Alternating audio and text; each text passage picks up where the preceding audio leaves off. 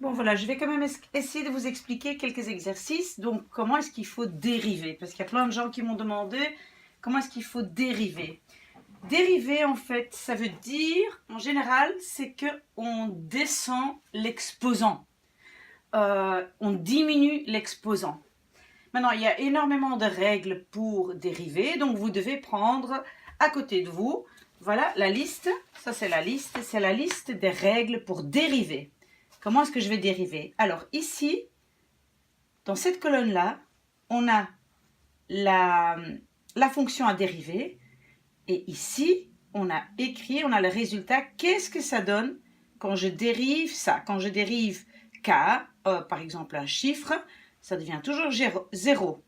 Quand je dérive x, c'est toujours 1. Voilà, etc. Donc ça, ce sont les règles. Par contre, les colonnes là, la base n'est pas x comme ici, mais la base est toute une fonction. Donc, ce n'est pas juste un inconnu x qui est marqué ici, mais toute une fonction. On va voir ça dans les exercices. Ok, mais donc ça, vous prenez à côté de vous pour bien avoir les règles. Alors, par exemple, quand on doit... Donc, dériver, c'est toujours écrit avec un accent. Par exemple, k. K, ça représente toujours un chiffre.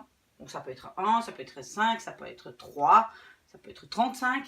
Voilà, quand je dois dériver un chiffre, on peut aussi simplement écrire ça. Voilà. Dériver un chiffre est toujours égal à 0. Donc, voilà, premier exercice. Ça, c'est la réponse. Dériver k donne 0. Alors, le deuxième. Dériver x. Je peux écrire ça ou je peux écrire ça. Dériver x, un x, ça donne toujours 1. Et vous trouvez ça sur la feuille avec les règles pour dériver. La feuille, c'est cette feuille-ci. D'accord? Bien d'accord. Ok, alors par exemple, si maintenant je veux dériver, et ça c'est par contre une règle très importante, quand je veux dériver x avec un certain exposant, donc je veux le dériver, ça ici l'exposant ça peut être 2, 3, 4, si je veux dériver ça, qu'est-ce que je fais? Je mets l'exposant devant, je réécris les x et je dois diminuer l'exposant de 1.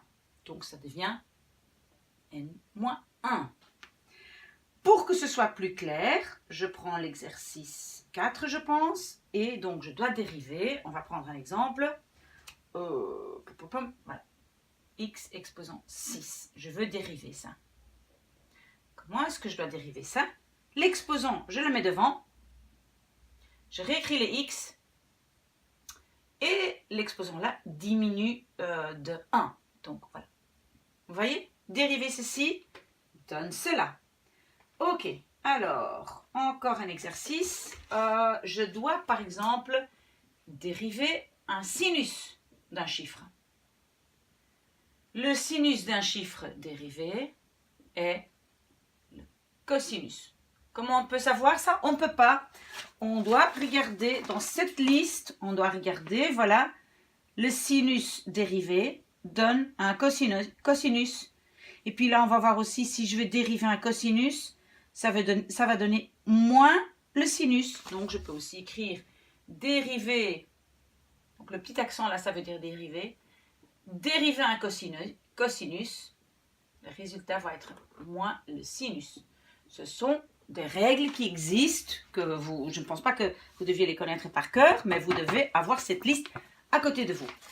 Ok, qu'est-ce que j'ai encore? Par exemple, je veux dériver ceci. Alors, on regarde dans la liste et qu'est-ce qu'on voit? Pour dériver ça, c'est égal à, voilà, un deuxième.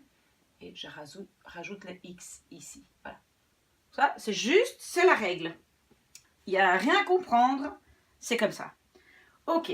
Mais maintenant, si on n'a pas seulement un x, mais c'est toute une fonction, par exemple, je dois dériver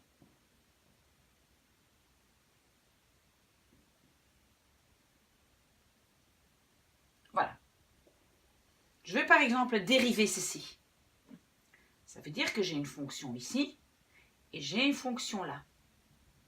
La première, je vais l'appeler U, et la deuxième, je vais l'appeler V.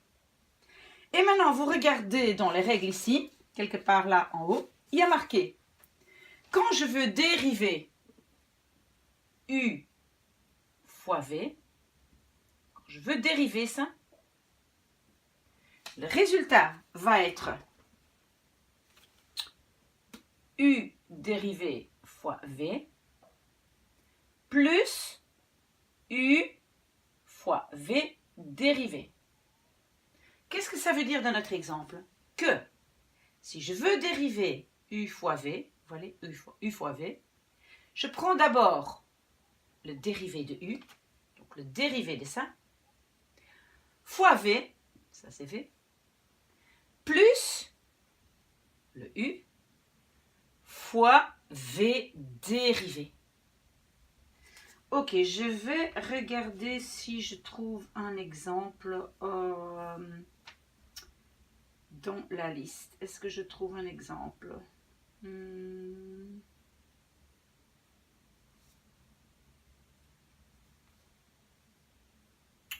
Pas ici. Où est-ce que j'ai un exemple? Oui, oui, oui. Ok, je trouve un exemple. Ok, je vais simplement effacer un tout petit peu.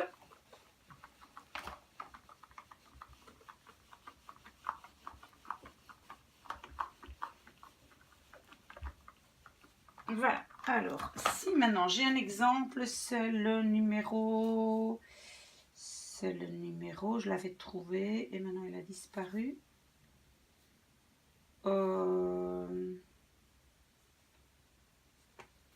Voilà, 14. Donc, 14. 5x. Voilà, je dois dériver ceci. Ça, c'est le U. Et ça, c'est le V. Ok, comme j'ai dit, la règle dit, quand je dois dériver U fois V, je prends d'abord le dérivé de ça, fois, et celui-là, je laisse sans toucher,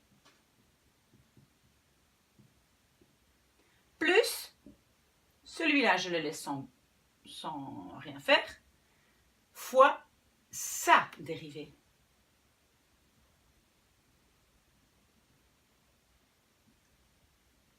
Voilà, dérivé. Hop, voilà, ok. Maintenant, ok, je dois encore dériver ceci et dériver cela pour avoir la solution. Comment est-ce qu'on dérive 5x? Le 5, on le réécrit. Le x, on a vu ça dans la liste des règles, le x devient 1. Dérivé x devient 1. Ok. Fois, et ça je peux juste 4x moins 1 exposant 3, plus, ça je réécris, voilà. Ok, maintenant je dois dériver ceci. Et pour dériver une fonction, donc pas juste un x, mais une fonction exposant 3, je regarde de nouveau dans les règles, et il y a une règle qui dit, ici, voilà, u exposant n donne, et puis j'ai la formule. Donc je vais appliquer cette formule, je mets le 3 devant, voilà, le 3 là vient devant, je mets ceci entre parenthèses, je diminue l'exposant de 1, mais comme ici, je n'ai pas un simple x, mais toute une fonction, je dois encore une fois dériver ceci. Et qu'est-ce que j'obtiens quand je dérive ceci? J'écris les 4. X devient 1. Et un chiffre dérivé, on avait déjà vu ça au début, dériver un chiffre, c'est 0, donc ne compte plus. Donc ça, c'est toute ma solution. Maintenant, je peux encore écrire ici 5, voilà, je peux écrire ça comme ça, plus 15 fois 4, ça fait 60, 60, x, et je réécris ceci. Voilà. Voilà, j'ai dérivé. Voilà, dérivé ceci donne cela. Ok, alors je vais encore prendre un exercice et puis après il faut essayer de vous débrouiller avec, avec les règles. Je vais essayer de dériver le numéro 10. Voilà. Ok, donc le numéro 10, c'est... Voilà, je veux dériver ceci. Ok, donc qu'est-ce que j'avais dit pour dériver ceci? D'abord, je mets le 8 devant. Je réécris ma fonction. Et maintenant, l'exposant est 7. Mais si ici j'ai un simple x, je ne dois rien faire d'autre. Je suis dans les 2 premières colonnes de mes règles. Ok? Là, je ne dois rien faire. Mais comme ici, ma base est une fonction, je dois encore une fois dériver ceci. Donc, je dois encore une fois dériver cette base. D'accord? Et qu'est-ce que ça donne? Dériver ceci. Dériver 7x, je réécris. Bon, d'abord, je réécris ceci. Voilà. Fois le chiffre reste 7. Dériver x devient 1. Et dériver un chiffre est 0. On est bien d'accord?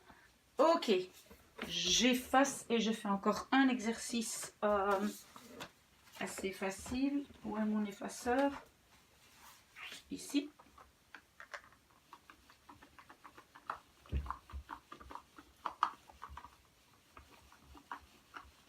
Ok. Voilà.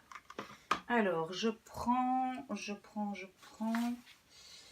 l'exercice. Oui, par exemple. Numéro 8.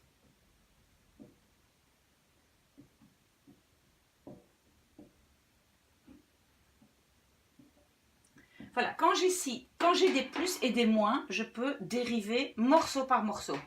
C'est pas quand j'ai une multiplication, mais quand j'ai plus et moins, je peux dériver morceau par morceau. Donc, pour dériver ceci, je peux d'abord dériver ça. Comment je fais ça? Je réécris le 3. Je mets l'exposant devant. Je réécris mon inconnu. Et le 2 diminue de 1. Donc, ça devient 1. Je ne l'écris pas. Ok, maintenant, je vais dériver ceci. Donc, j'écris les chiffres. Et puis, dériver t, dériver un inconnu, que ce soit x ou t, ça n'a pas d'importance. Dériver un inconnu, ça devient 1. Ok, maintenant, on va dériver le 2. Dériver un chiffre devient 0. Voilà, ok. Donc, mon résultat, c'est 6t moins 5. Voilà, j'ai dérivé la fonction. Ça, c'est le résultat de ça. D'accord? Ok, ben comme ça, voilà, vous faites tout ça. Voilà. S'il y a des questions, il faut me le faire savoir.